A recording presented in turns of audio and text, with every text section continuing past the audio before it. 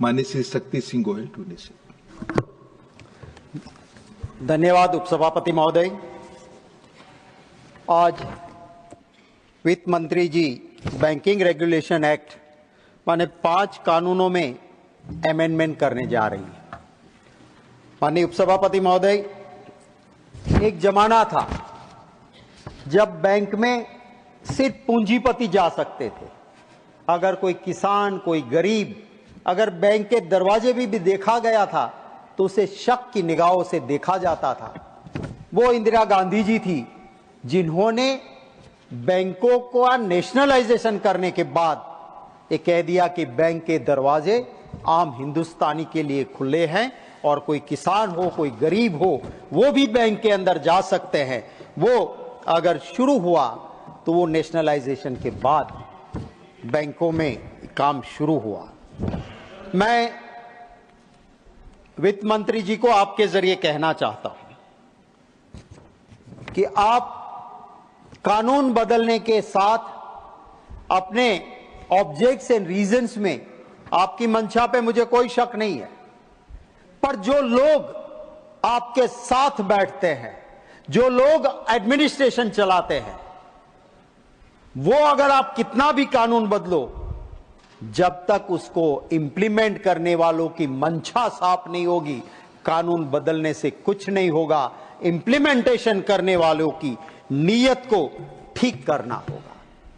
कानून बनता है संविधान से।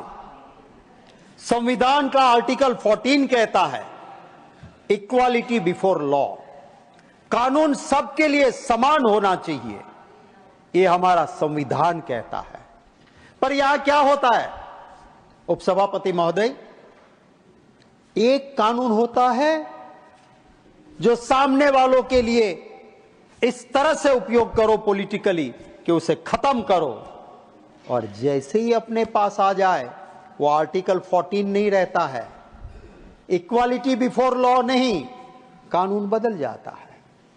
अगर सामने है, कहते हैं कि बहुत बड़ा क्रिमिनल है, फ्रॉड किया है, अब ये जेल जाएगा, चक्की पीसिंग, चक्की पीसिंग, चक्की पीसिंग, और जैसे ही बदल के इधर आ जाएगा power seeking, power seeking, power seeking हो जाएगा, उसको सब मिलता रहेगा।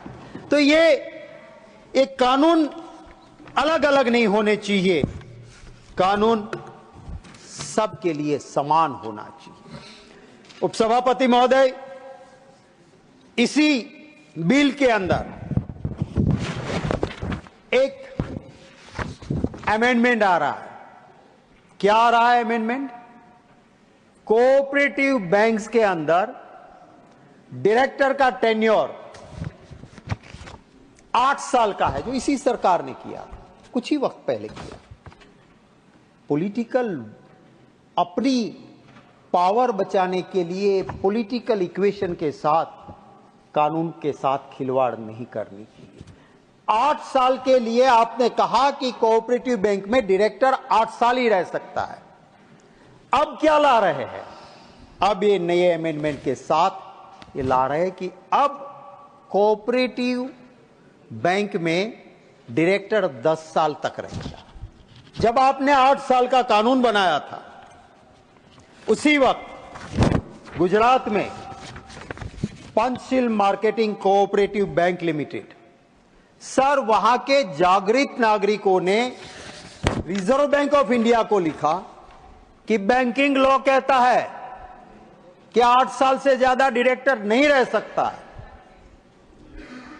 उपसभापति महोदय, गुजरात गवर्नमेंट के कोऑपरेटिव डिपार्टमेंट को लिखा, मेरे पास एक खत है संदीप मांगरोला करके एक नागरिक का, गुजरात गवर्नमेंट आरबीआई को लिख के भेजती है कि यस, हमें ये मिला है, पर इसका इंप्लीमेंटेशन तो आरबीआई को करना है, और Panchsheel marketing cooperative bank limited में 8 साल से ऊपर डायरेक्टर हो गए हैं, सो रिजर्व बैंक ऑफ इंडिया आप डिसाइड कीजिए कानून के तहत।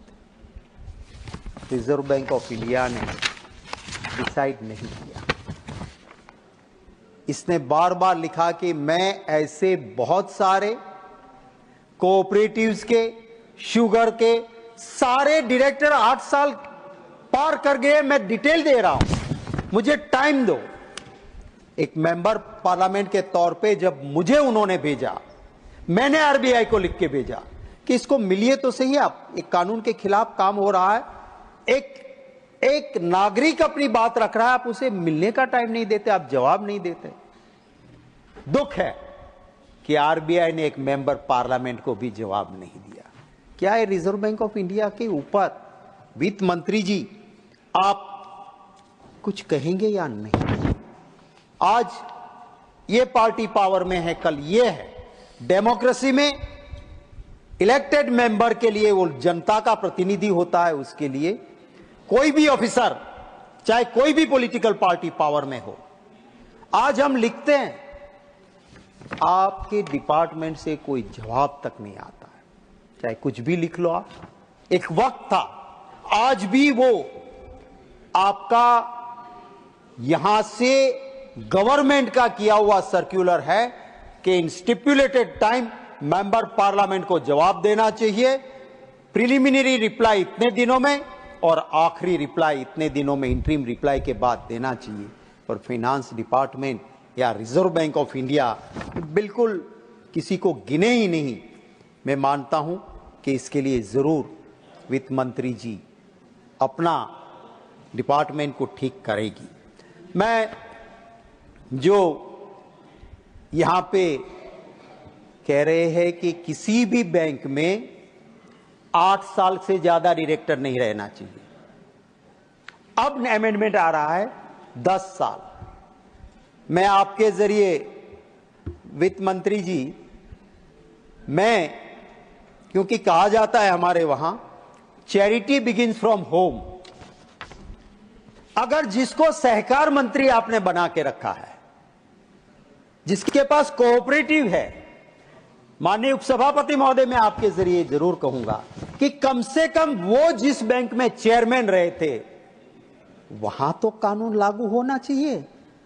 अहमदाबाद डिस्ट्रिक्ट कोऑपरेटिव बैंक में अमित भाई शाह चेयरमैन रहे, आज उनके नियरेस्ट एंड डियरेस्ट है सारे लोग।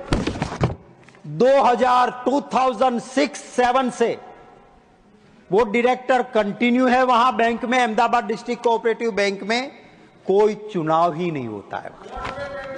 और क्यों कोर्ट में पेंडिंग है उपसभापति महोदय? क्योंकि 2 डायरेक्टर से एक गुट जो कोर्ट में पेंडिंग है, बड़े अनुभवी आदमी है। I am not criticising court, whatever the matter it's my right to say, and whatever is there, that's why I want to highlight. The matter is sub judice. Yes. I'm not going into the merits of the matter. What I want to say is, it is the duty of the government to see. Otherwise, 2 लोग मिलके चले जाएंगे, तारीख पे तारीख पड़ती रहेगी और सरकार क्या देखती रहेगी। इसीलिए मैं कहता हूं कि it's the duty of the RBI कि पार्टी इंटरवीनर के तौर पे वहां जाए, पार्टी इंटरवीनर तौर पे सरकार उसमें हस्तक्षेप करे, और 2 गुट मिलके 2006-7 से चुनाव नहीं होने देते हैं और मलाई खाते हैं। हटाइए उन डायरेक्टर को, आपका पावर्स है, आप उनको करिए, आप लगाइए उनको, आप वहां पे एडमिनिस्ट्रेटर लगा सकते हो, और एडमिनिस्ट्रेटर लगा के आई am not yielding, I am not yielding, I am not yielding. इनके बाद मैं आपको मौका देता हूं। आई am not yielding, he is not yielding. इनके बाद मैं आपको मौका देता हूं, बोले। तो मैं ये कहना चाहता हूं निकालना चाहिए कि ये जिस तरह से चल रहा है उसमें ये जरूरत है कि वहां पे एडमिनिस्ट्रेटर लगाया जाए और ऐसे डायरेक्टर्स को हटाया जाए जो आपके कानून के खिलाफ 2006-2007 से अप टू 2024 बैठे हैं। आप उसको हटा के वहां लगा दीजिए एडमिनिस्ट्रेटर, नया चुनाव करा लीजिए, फिर शेयर होल्डर चुनेंगे, जो लोग आए वो काम करे। आई एम नॉट अगेंस्ट। डेमोक्रेसी में अगर हम हारते हैं, हार स्वीकार करते हैं, जीतते हैं, काम करते हैं, पर चुनाव ही ना होने दो, एक किस तरह का है। और वो भी वहां जहां पे सहकार मंत्री खुद चेयरमैन रहे हो, आज वही सरकार में हो यहां, और वहां पे हो रहा है। इसलिए मुझे थोड़ा, किसी को अगर बुरा लगे किसी को अच्छा लगे, ये कहने की जरूरत मेरी नहीं है। मेरी तो जो सच बात है वो करने की मेरी आदत है, फिर सच किसी को अच्छा भी ना लगे तो उनको मुबारक। मैं ये कहना चाहता हूं उपसभापति महोदय कि ये सरकार ने, मैं fanindia.net पे पूरा डिटेल के साथ जो हकीकत दी थी उसके मुताबिक 50 विलफुल डिफॉल्टर 50, उनके इस सरकार ने 87,000 करोड़ माफ करे 2020-24 तक। इसमें कौन है? मेहुल चौकसी, ऋषि अग्रवाल जैसे लोग भी इसके अंदर हैं। मुझे ये हमारे देश को लूट के बाहर जाने वाले लोग, आप उनका कर्जा माफ करते हो। आप वो गरीब किसान, छोटे दुकानदार के वहां तो ऑक्शन करने पहुंच जाते हो और यहां पे उनका आपने माफ किया। सर, आपके जरिए मैं इस गृह में कहना चाहता हूं, मेहुल चौकसी लूट के हमारे देश को बाहर भाग गया, उसको रोक सकते थे। मेरे हाथ में ये एक एफिडेविट है, हाई कोर्ट के अंदर petition criminal special civil application 4758/2015। Sir, ये पिटीशन जब वहां पे हुई और उस वक्त पे जब वहां लगी, तब एक एफिडेविट रिस्पोंडेंट फाइल करता है और उसमें वो लिखता है कि मेहुल चौकसी बहुत बड़ा फ्रॉड है, उसका शेयर 650 रुपीज से 13 रुपया हो गया है। इसने सिर्फ बैंकों को नहीं, गरीब लोगों से 14% इंटरेस्ट देने के नाम पे, गोल्ड बार के नाम पे पैसे लिए हैं देश की जनता के। एक सेकंड दे दीजिए, एक सेकंड दे दीजिए, धन्यवाद। और 1 मिनट में मैं खत्म करता हूं। और last 3 lines, just 3 lines. In this affidavit he had written, I would also like to draw kind attention the fact that petitioner has a huge debt of rupees 9,870 crore outstanding, which also specified in the website of Ministry of Corporate Affairs, and वो copy लगाता है उसके साथ। और petitioner कहता है कि like Vijay Mallya, Mehul चौकसी भाग जाएगा। उसकी वाइफ का वहां पे दुबई में फ्लैट भी है। वो कब कहता है साहब? धन्यवाद। वो कहता है 18 महीने पहले। धन्यवाद। 18 महीने पहले कहा था अगर मेहुल चौकसी को पकड़ लेते तो वो बाहर नहीं जा सकता था। यही कहते हुए मेरे